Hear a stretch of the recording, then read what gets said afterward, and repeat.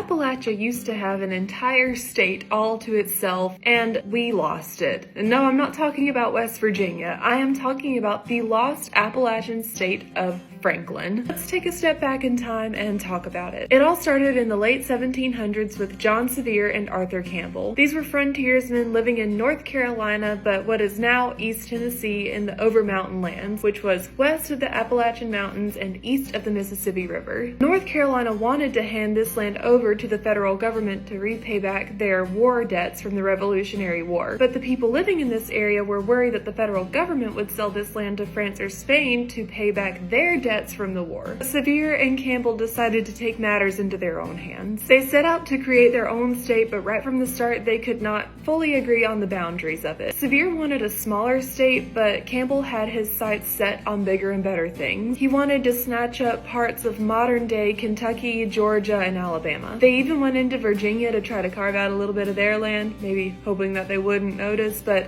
the governor of Virginia at the time, Patrick Henry, did not like that. In 1784, they decided to just go ahead and declare their independence. The state of Franklin was in modern-day East Tennessee, and they named John Sevier as the new governor. Yay! New state! What could go wrong?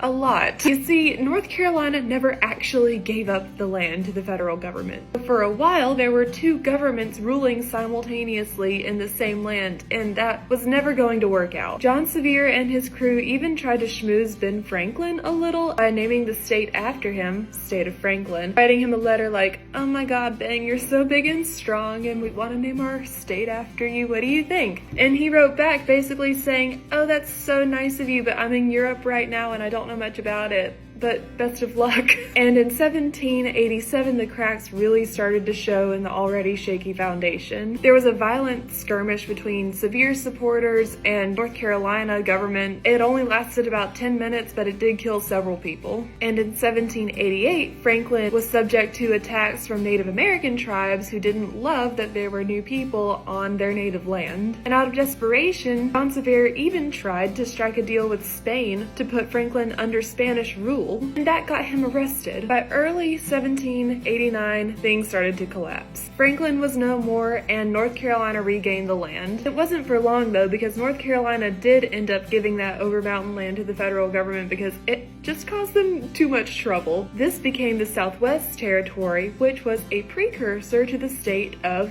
Tennessee. But here's the really fun part. In 1790, John Sevier was elected to Congress to represent the state of Tennessee, and then in 1796, he was elected as governor of the state of Tennessee. How's that for a comeback?